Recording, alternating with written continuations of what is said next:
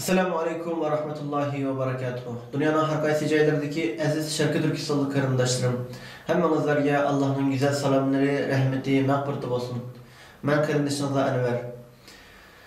Oldi bilan uzundan beri bizni qo'llab kelayotgan, biz uchun doim yaxshi duolar bo'lgan barliq qarindoshlarimga rahmatimni bildiraman. Hammangizlarga ma'lum bo'lgandek, uzundan buyon tajovuzchi Xitoylarga qarshi ilib berayotgan tashviqot xizmatimizni vaqtli to'xtatib qo'ydik.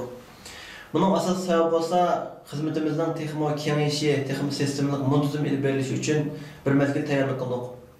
Balki ba'zi qarindoshlarim o'ylagan bo'lishi mumkin, bu Anvarjon qarindoshimiz burun qilayotgan faoliyatlarini, xizmatlarini to'xtatgan o'xshaydi. Bundan keyin Xitoylarga qarshi faoliyatlarni qilmaydigan o'xshaydi deb o'ylab qolgan bo'lishi mumkin.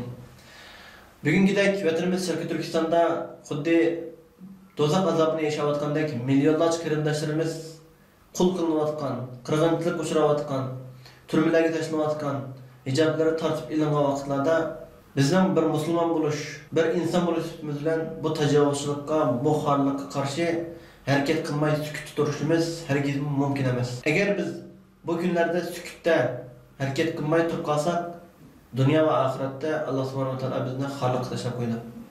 Balki bugungi kunda Xitoy zolimlariga, tajovuzchilarga qarshi bir ig'iz gapni qilib boqmagan, hech qanday harakat qilmaydigan, faqat xiyol surishdan vaqtni o'tkazgan qarindoshlarim o'liklarga o'xshashi mumkin. Bugünkidek ummatning bir parchasi bo'lgan Sharqiy Turkiston xalqi, ya'ni musulmon Uyg'ur xalqi muhojiratdagi biz Uyg'urlarga, biz musulmon xalqqa eng ehtiyojli bo'lgan bugungi kunlarda bizning Sharqiy Turkistondagi shu musulmon xalqimizni qutqarish uchun Alloh subhanahu va taolo bizga bergan imkoniyatlar, taqtimizning yetishicha harakat qilmaslik bizning Xitoy tajovuzchilarining zahar bilan zaharlanib, xuddi o'likka o'xshash yashayotganligimizning isbotidir. Agar hozirmi hech qanday Xitoyga qarshi ish qilmay, qo'lidan kelishicha taqtimning yetishicha, oila va xizmat ishlarining yor berishicha, ya'ni mush ishlardan sirт bo'lsa-mu, o'zining bir kishilik hassini Sharqiy Turkistonning mustaqilligi va Xitoy tajovuzchilarining bizning muborak tuprog'imizdan yo'qolib ketishi uchun sarf qilmagan kishilar albatta o'liklarga o'xshashi mumkin. Agar biz vaqtimizni quruq talashlarga, shaxsiy talash-tortishlarga va boshqalarni tillash, haqoratlashga o'tkazayotgan bo'lsak, albatta qiyomat kuni buning hisobini bermaymiz. Alloh subhanahu va taolo bizga chet elga chiqishga imkoniyat yaratib beribdi. Mana shunday keng zaminlarda nima qilamiz desak, shuni qila oladigan imkoniyatimiz yor bergan turib, hech qanday harakat qilmasdan ma'lum bir davlatlarning Xitoyga qarshi urush qilishini va yoki o'zimizning bir qurolli harakatning boshlanishini kutib tursak, albatta bugun yoki erta bizning hayotimiz oxirlashishi mumkin. Bizning kelgusi avlodlarimiz har xil millatlarga changlashib yo'qolib ketishi mumkin. Undaqda Sharqiy Turkiston xalqiga kim ega bo'ladi, ularni kim qutqazadi? Alloh subhanahu va taolo bizning kelgusida ma'lum bir davlatlarning va yoki ma'lum tashkilotlarning urush boshlagandan keyin harakat qilishimiz emas, taqtimizning yetishicha shaxsiy talash-tortishlarni qo'yib, amaliy harakatlarni, amaliy xizmatlarni qilishimizni kutadi. Alloh subhanahu va taolo bizga nurg'ulg'an imkoniyatlarni berdi, taqtimizga chiqishlarga yetadi. Bizning sonimiz oz bo'lsa-mu, haq uchun, adolat uchun, zolim tajovuzchilarga qarshi Alloh subhanahu va taoloning yo'lida hayotimizning oxiriga qadar kurash qilishga, harakat qilishga va'dalashdik. Bu qarindoshlarimiz bilan taqtimizning yetishicha har xil xizmatlarni qilyapmiz va tayyorlik qilyapmiz.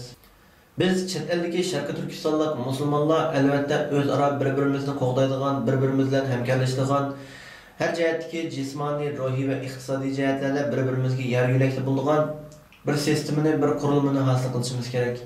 Mana mushkul shaklda har bir Sharqiy Turkistonlikning qiyinchiliklarga qiyinchilik qo'shib emas, balki qiyinchiliklarni yengillatadigan, mayli iqtisodiy jihatdan bo'lsin, mayli jismoniy jihatdagi qiyinchiliklar bo'lsin, mayli ruhiy bisimlar bo'lsin, mana shularni yengillatish asosida har bir Sharqiy Turkistonlikning o'zining taqati yetishicha kichkina bo'lsa-mu Sharqiy Turkistonning mustaqilligi uchun bir kishilik hassini qo'sha oladigan mana shunday bir sharoit yaratib berish uchun biz ma'lum bir planlarni, ma'lum bir sistemalarni tayyorladik. Allohning izni bilan Patiqanda buni huzuringizga sunamiz. Alloh subhanahu va taolo butun Sharqiy Turkiston xalqini dinimiz uchun, vatanimiz uchun va xalqimiz uchun texmi yaxshi xizmatlarni qilishga nasib qilsin. Barliq qarindoshlarimdan bizni har doim yaxshi duolarda eslab turishini umid qilaman. Alloh hammamizdan rozi bo'lsin. Ko'rishguncha omon bo'linglar.